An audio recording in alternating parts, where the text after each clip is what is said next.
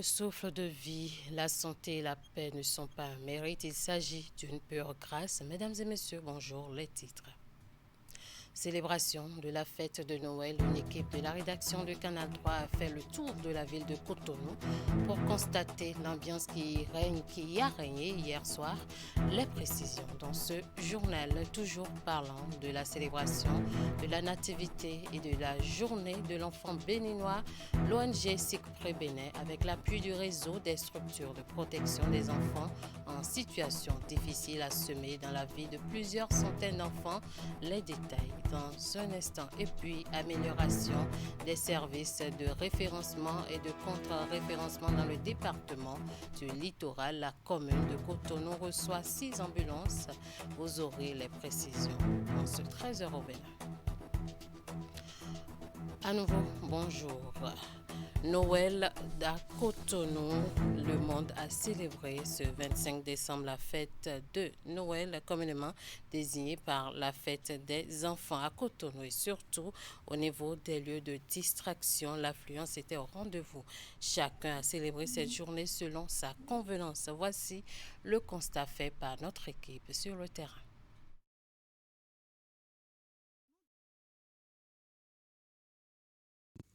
« 25 décembre à la place de l'Amazone. Famille, amis et jeunes couples ont choisi le lieu le plus populaire de Cotonou pour se faire plaisir. Séance photo, pique-nique, simple balade. Le programme est bien alléchant pour un après-midi de Noël réussi. Bon, la place de l'Amazone, c'est une bonne place. Il y a la belle vue. Donc, un endroit aisé, calme pour fêter Noël. Donc c'est pour cela que j'ai choisi l'Amazone. Je suis venu accompagné de ma fiancée. Et nous revoyons kaka pour y aller à Donadissa. Bon à pont nous jaille.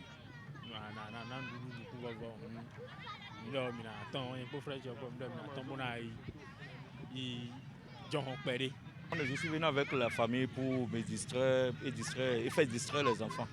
Parce qu'à l'Amazone, il y a d'ambiance. Il y a le manger, il y a la boisson et après ça, nous allons danser correctement avant de rentrer à la maison. De temps à autre, nous on a l'habitude de venir ici pour se distraire avec les enfants. Papa vient de se lever. Si les autres anciens présidents faisaient ça là, on serait pris dans cet état. Donc vraiment, je souhaite la santé et beaucoup de bonheur à notre président. Pendant ce temps, à la plage de Fitch-Rosset, malgré la marée humaine, l'ambiance des jours de fête n'est pas très présente. Ça m'est passé à une fête parce que ça ne va pas dans le pays. Ouais. Et je suis juste m'amuser un peu avec les amis. On ne sent pas qu'il y a vraiment la fête, même dans la ville aussi. J'ai sillonné aussi un peu dans la ville avant de venir ici. Tout est calme. Bon.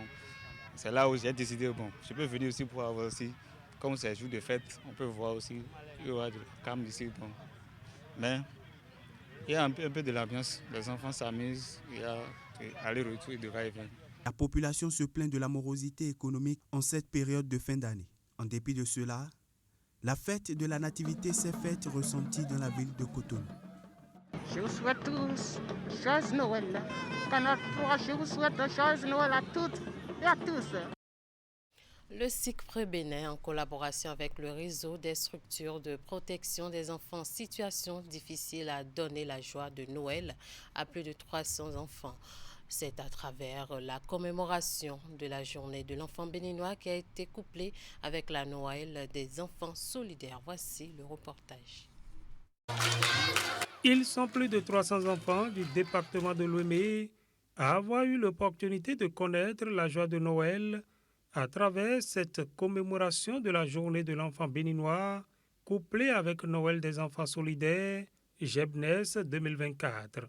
L'événement est organisé par l'Assemblée des membres du SICPRE Bénin en collaboration avec le réseau des structures de protection des enfants en situation difficile, RESPES. L'Assemblée des membres, une fois l'an, à l'occasion surtout des fêtes de fin d'année,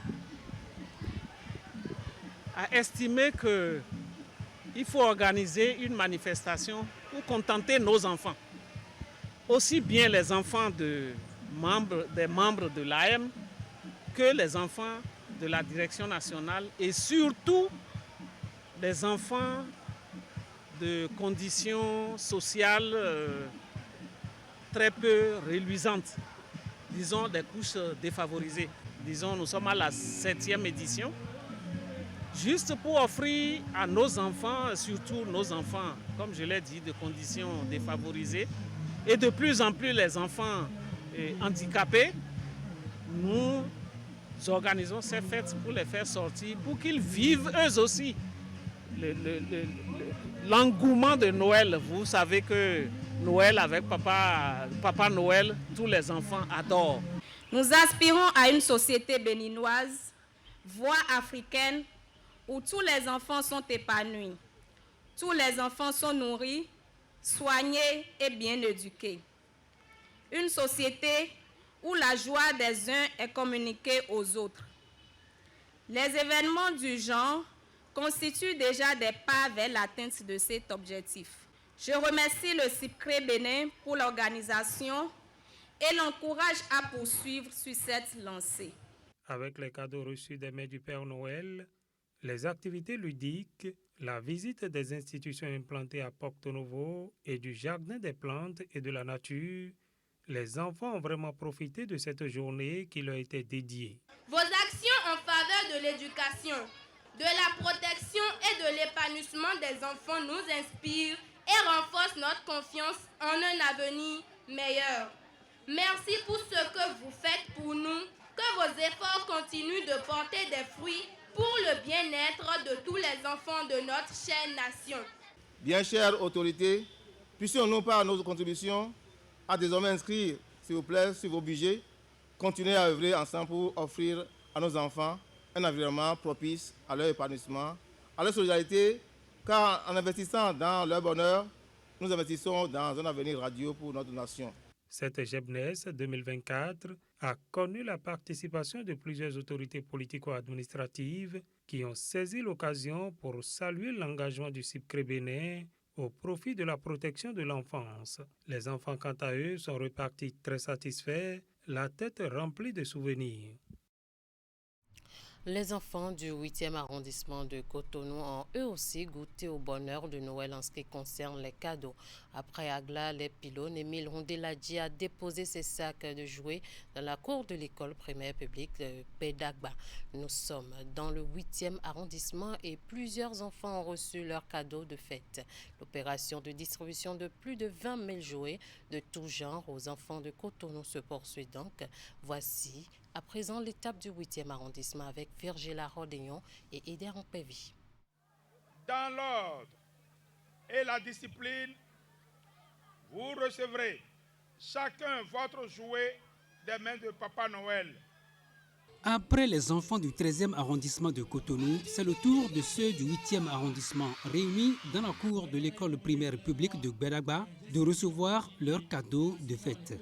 Ce moment n'est pas celui des discours, mais celui qui permet, au bout de chou que vous êtes, de vous réjouir, de laisser exposer votre joie en recevant vos jouets des mains de Papa Noël, Père des Pères Noël de Cotonou que je suis. Avec le conseiller Émile Rondeladji, la distribution des jouets aux enfants de Cotonou est une tradition.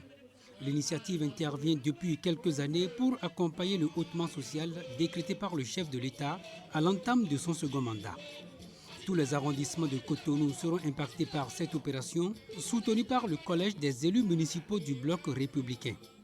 D'ailleurs, sur instruction du président du parti du Cheval Blanc Cabré, d'importants lots de jouets ont déjà été envoyés dans chaque quartier de Cotonou. À charge pour les élus municipaux et les coordonnateurs d'arrondissement de les distribuer aux enfants qui, de toute évidence, en ont besoin pour passer d'excellents moments de fête. À Toviklen, localité située dans le département du Koufo, Ernest Mendewanou sacrifie une fois encore à la tradition de don de vivre aux populations en période des fêtes de fin d'année. Comme chaque année depuis plusieurs décennies, maintenant, cet ancien député a offert à des milliers de ménages des sacs de riz accompagnés d'enveloppes financières. Des emballages remis officiellement en fin de week-end dernier au complexe scolaire de Toviklen. Retour ici sur cette célébration avec avec Narcisse Alossé et Florent Doho. Il enfile ici à Toviclin la touche du Père Noël et depuis des décennies, il ne s'en débarrasse pas. Ernest Medewanou, connu pour ses actions sociales, vient encore cette année au chevet de ses parents, les bras chargés de présents pour les fêtes de fin d'année. L'élan de cœur pèse ici 10 tonnes de riz destinées aux populations des 6 arrondissements de la commune de Toviclin. La fonction du riz pendant les fêtes de Noël le 1er janvier reste sacrée pour le peuple adja. Sacré parce que le riz n'est pas notre ration habituelle. Il reste encore que le 25 décembre et le 1er janvier, chaque famille doit présenter l'unique repas à sa famille qu'est le riz. J'ai vu mes parents faire la tontine pour assurer ce devoir. À 7 tonnes de riz, l'ancien député a ajouté une enveloppe financière pour permettre aux bénéficiaires de se payer les accessoires pour leur festin. Ce geste fait à l'orée de chaque nouvelle année est à sa 19e édition.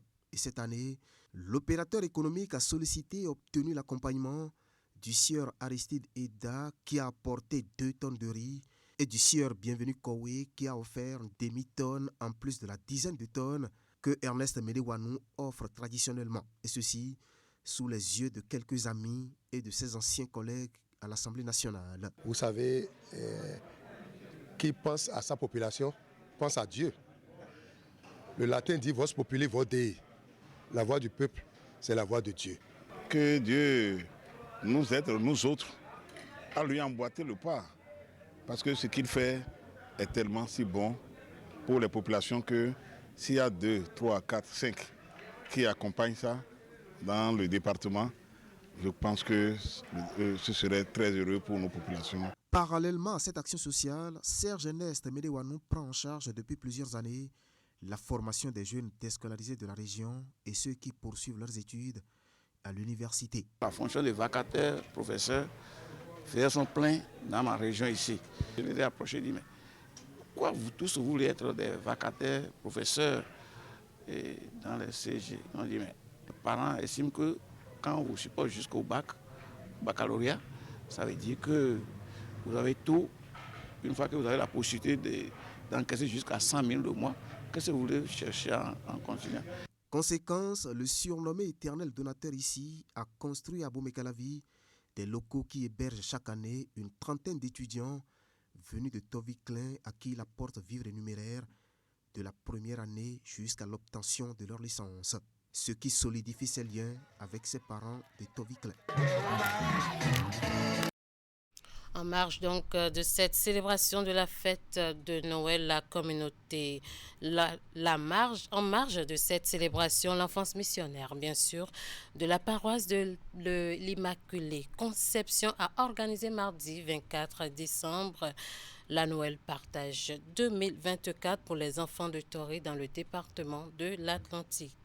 C'était l'occasion pour les enfants de la localité de se retrouver en famille pour festoyer et partager des repas ensemble. L'initiative est soutenue par le président du cadre de concertation des jeunes de l'Atlantique, Philippe Rousseau. Voici le point avec Candido Ouintan. L'enfance missionnaire de la paroisse de l'Immaculée Conception de Toriga sacrifie une nouvelle fois à sa tradition annuelle. Pour la Noël Partage de cette année 2024, elle rassemble ses enfants sur la station de Jésus Eucharistie de Nokouko pour de joyeux moments de Noël. Instant de grande réjouissance pour ceux-ci qui viennent des différentes stations de la paroisse de l'Immaculée Conception de Toriga.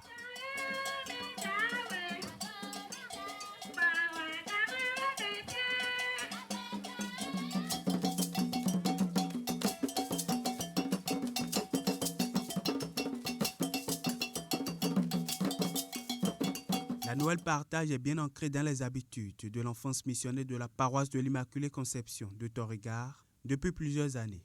Mais pour l'édition de 2024, elle est appuyée par Philippe Rousseau, président du cadre de concertation des jeunes de l'Atlantique. L'homme à la casquette d'acteur politique veut à travers cette célébration partager le vivre ensemble avec ses bouts de chou. je suis venu accompagner les enfants. Je suis venu avec les enfants. Je suis et je vais être avec les enfants. Le retournement social dont on parle aujourd'hui et que le président de la République est en train de prôner, il faut forcément que nous-mêmes, fils du terroir, nous accompagnons le président de la République. Ce n'est pas être avec les enfants, c'est apporter une partie de ce qu'on a pour soulager les enfants au cours d'une manifestation. Donc c'est tout. Ce n'est pas... C'est les enfants. Et vous savez très bien que c'est les enfants. On n'a pas choisi des gens sur qui, ou bien avec qui on peut parler de politique demain. Mais nous avons choisi les enfants. Nous avons choisi les enfants pour l'honneur que nous avons pour les enfants, pour l'amour que nous avons pour les enfants de Tori. Tout au long de la journée, ces différents groupes d'enfants de la paroisse de l'Immaculée Conception de Tori-Gare ont eu à partager de nombreux repas en toute convivialité. Divers jeux d'enfants étaient aussi au rendez-vous pour de bons moments de divertissement.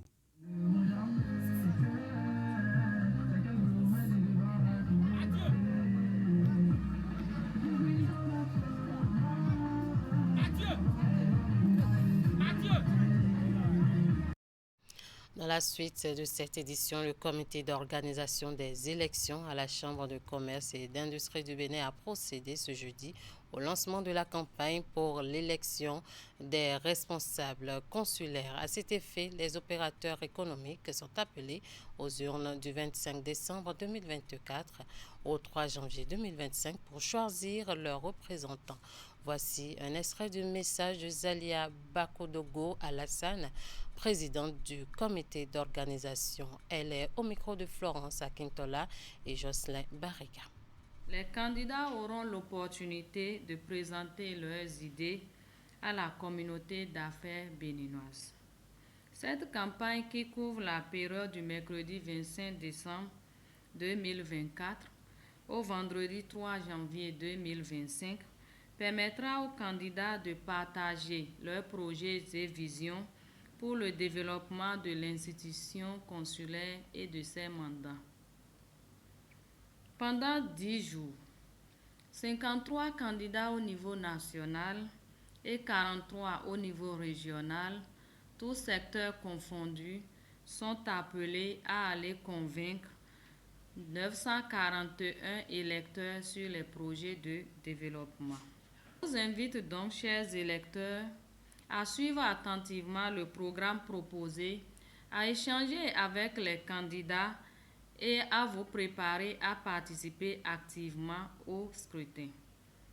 Mesdames et messieurs, je ne saurais terminer mes propos sans vous prier au respect de l'article 50 du Code électoral qui dispose que nul n'a le droit d'empêcher de faire campagne ou d'intimider de quelque manière que ce soit un candidat ou un groupe de candidats faisant campagne dans le respect des dispositions du Code. Pour vos besoins éventuels, les listes définitives des inscrits et des candidats sont toujours disponibles sur le site www.ccib.bj et tous les canaux digitaux de la CCI Bénin. Pour toute information, veuillez contacter le 74 44, numéro gratuit tous les jours ouvrables.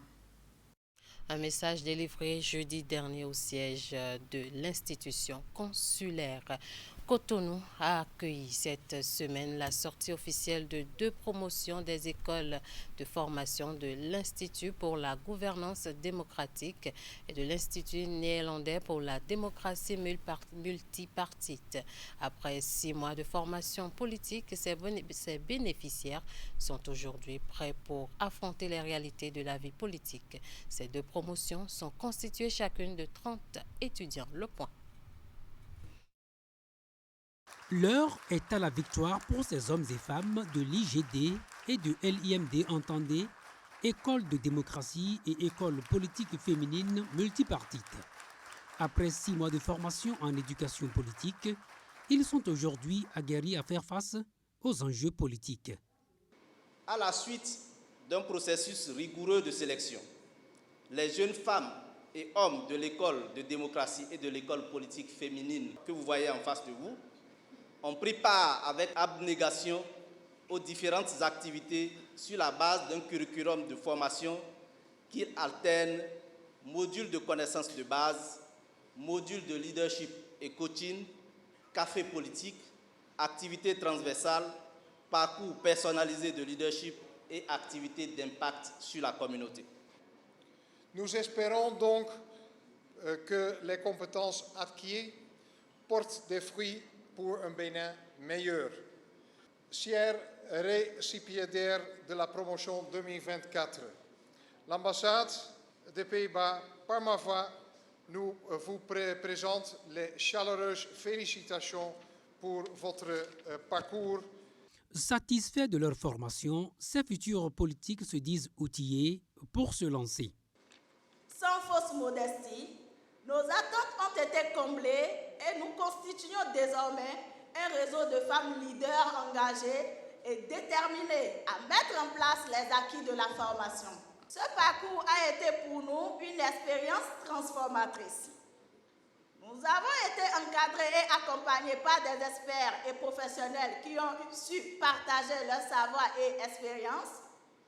Grâce à eux, nous sommes mieux outillés pour nous lancer dans l'arène politique avec confiance et détermination.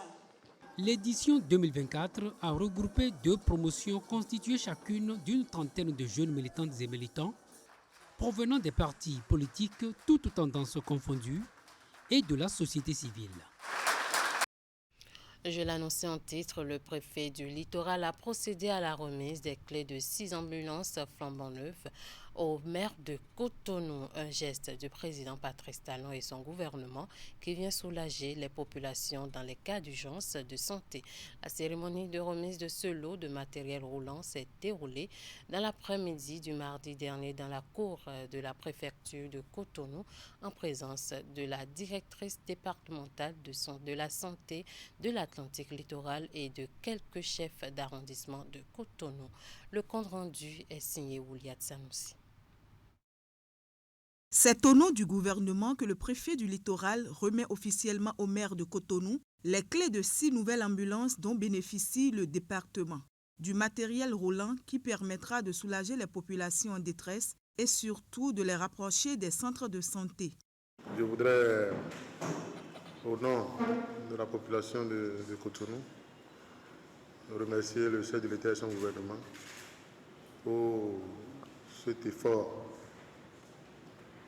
fait 188 ambulances pour tout le Bénin. Dans le département, nous avons reçu 6. Je crois que nous devrions dire merci aux autorités qui ont travaillé à cela. Il n'y a pas de développement sans santé, on le sait très bien. Et nous savons très bien que pour être en bonne santé, il faut du bon matériel. Et nous en recevons aujourd'hui. Je crois que la joie de la population est grande. Je voudrais en savoir gré au chef de l'État et au gouvernement. Une fois encore, merci à tous ceux qui ont travaillé pour ce heureux déroulement. En effet, pour renforcer les performances du service d'aide médicale d'urgence, SAMU Bénin, afin de faciliter le système de référence et de contre-référence du pays, le gouvernement a acquis sur budget national 188 ambulances flambant neuves il y a quelques mois. Je vous ai dit que l'heure n'est pas au triomphalisme mais au soulagement et nous allons continuer de travailler pour que nous soyons davantage équipés, nous soyons davantage dotés. Au nom de vous tous, au nom des populations du littoral, je voudrais dire merci au président de la République, à Papa Noël, pour avoir pensé à gratifier le littoral de ce nombre important. Je sais que toutes les dispositions ont été prises. C'est l'occasion de saluer l'engagement de chacun de vous ici, Madame la DDS, qui est très active, et tous les autres médecins aussi, que nous voyons régulièrement, qui sont vaillants, déterminés, qui nous aident à combler l'écart. C'est l'occasion de les remercier, de les saluer, de les féliciter. Et je sais que nous saurons faire bon usage. Tout comme le préfet du littoral, le maire de Cotonou et des chefs d'arrondissement bénéficiaires promettent de faire un bon usage de ces ambulances, dont la cérémonie de remise de clés s'est déroulée dans la cour de la préfecture de Cotonou. Deuxième session annuelle du cadre de concertation avec les organisations estudiantines les plus représentatives des universités publiques. L'activité a réuni les divers acteurs impliqués sur le campus de l'Université nationale des sciences, technologies, ingénierie et mathématiques UNSTIM d'Abomey. La rencontre tenue sur initiative des centres des œuvres universitaires et sociales COSACE et de Parakou a été présidée par le ministre des Enseignements supérieurs et de la Recherche scientifique. Retour sur l'ouverture des travaux avec Hélène Amoussou. La rencontre se tient sur initiative des centres des œuvres universitaires et sociales des universités d'Abomey-Calavi et de Parakou. Elle réunit des délégués des associations estudiantines les plus représentatives, les responsables des 4 universités publiques et bien d'autres. Tout le monde sait ici que sans étudiants, l'enseignement supérieur n'existe pas.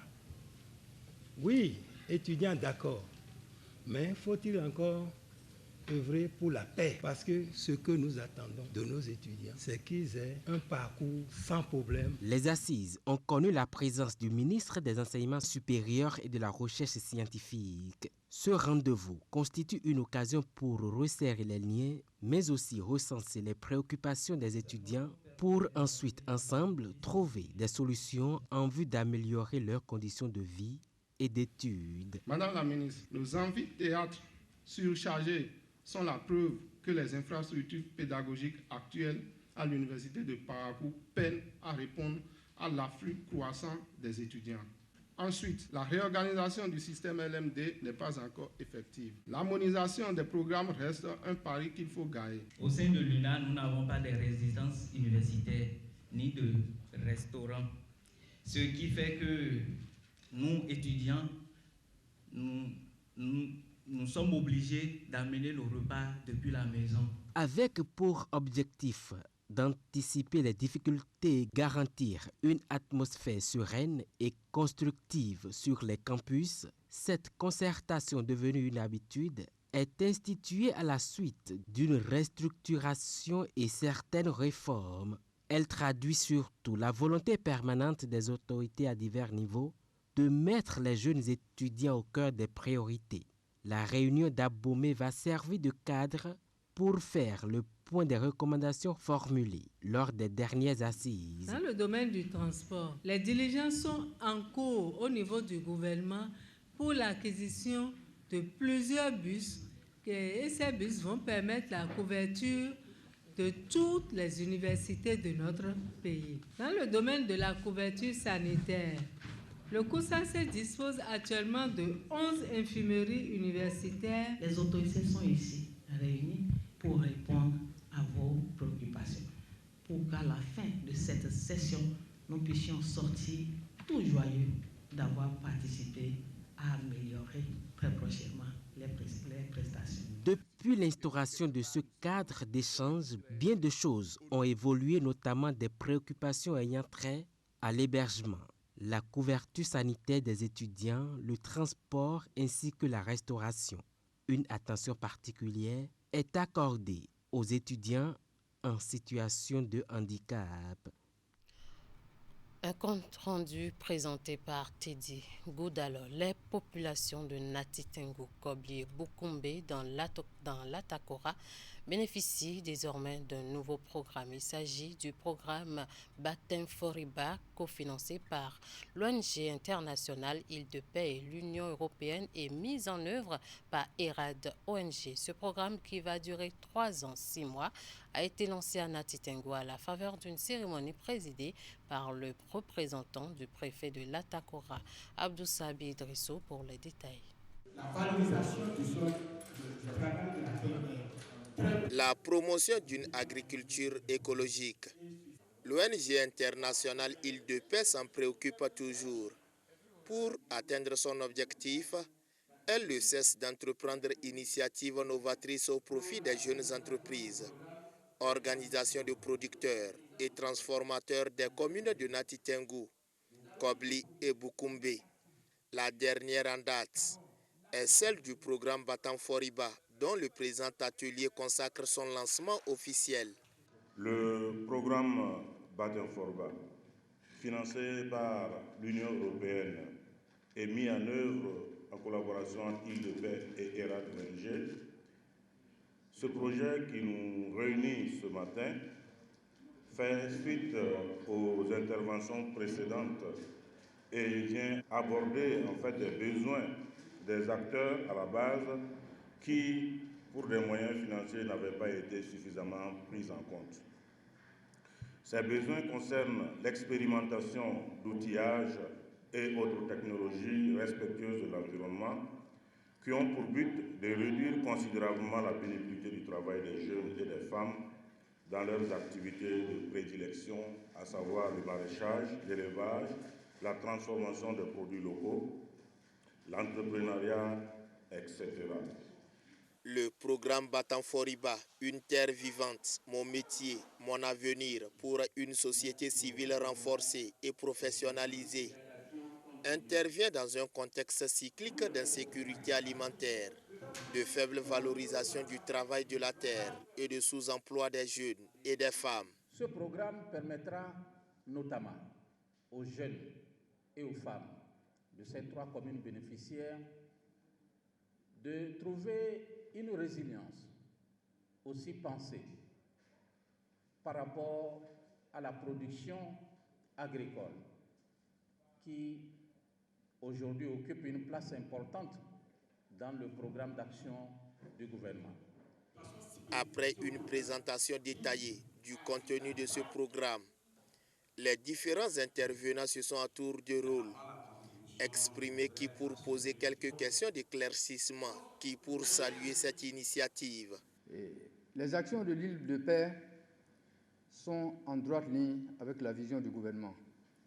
Parce que, à écouter, à lire le projet, on sent que ça vient réellement répondre aux besoins des populations. 554 231 198 francs CFA. C'est la somme déboursée par l'Union européenne et Île-de-Paix pour la mise en œuvre de ce programme qui dure 3 ans et demi. Cette visite guidée des stands où sont exposés des produits locaux issus de l'agriculture durable et les outils innovants de réduction de pénibilité a mis un terme à cet atelier.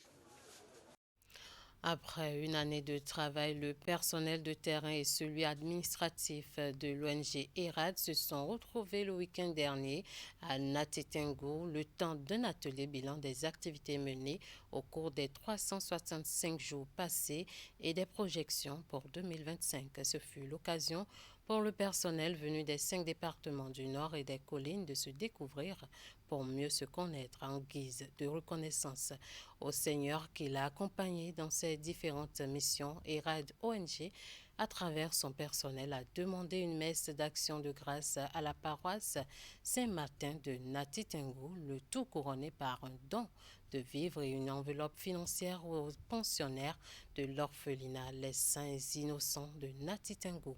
Alassane Arounan pour les précisions. Au cœur de cette animation grand public, le personnel de terrain et celui administratif de l'ONG ERAD, mobilisés autour de leur premier responsable et tout son staff, en provenance des 5 départements du Nord et des collines, ils se retrouvent à Nati Tengou pour non seulement mieux se connaître, mais aussi faire un bilan annuel de leurs activités. ERAD ONG aujourd'hui intervient dans 5 départements du Nord Bénin. L'agent qui est à Ouessé ne peut pas connaître celui qui est à Tukuntuna.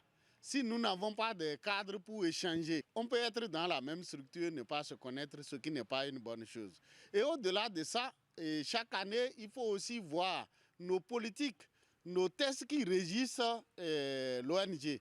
Est-ce que les agents maîtrisent? Si nous voulons être une ONG de référence, c'est d'abord qu'on recette nos tests qu'on s'est librement donnés, c'est qu'on fasse le point de ce que les partenaires nous font comme confiance en nous donnant des contrats à exécuter. D'un personnel de moins de 10 employés à sa création en 2000, EURAD ONG se retrouve aujourd'hui avec plus d'une centaine d'employés et une dizaine de projets-programmes à exécuter grâce à la confiance placée en elle par des partenaires techniques et financiers.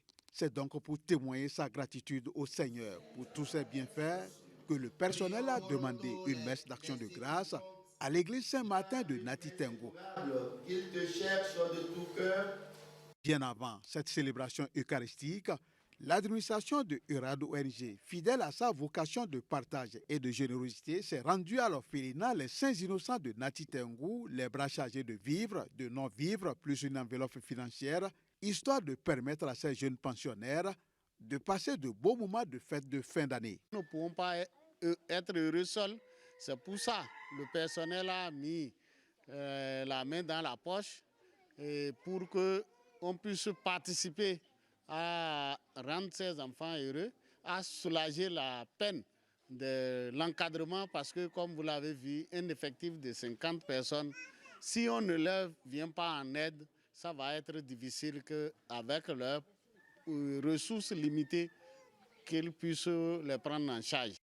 C'est pour la deuxième année consécutive que cette ONG caritative manifeste sa générosité à l'endroit de ces âmes innocentes. Et les mots pour lui dire merci n'ont pas manqué. Au nom de la sœur responsable, des sœurs, de la communauté, de tous les enfants, nous vous disons un sincère merci. Ce que vous avez fait pour ces enfants, ce n'est pas la première fois. Nous prions le Seigneur de vous bénir. C'est dans la convivialité et l'allégresse que les manifestations entrant dans le cadre de cette journée ont pris fin. Voilà qui boucle cette édition. Je vous souhaite un très joyeux Noël et n'oubliez pas que le partage est une bénédiction. Merci de nous avoir suivis et à bientôt.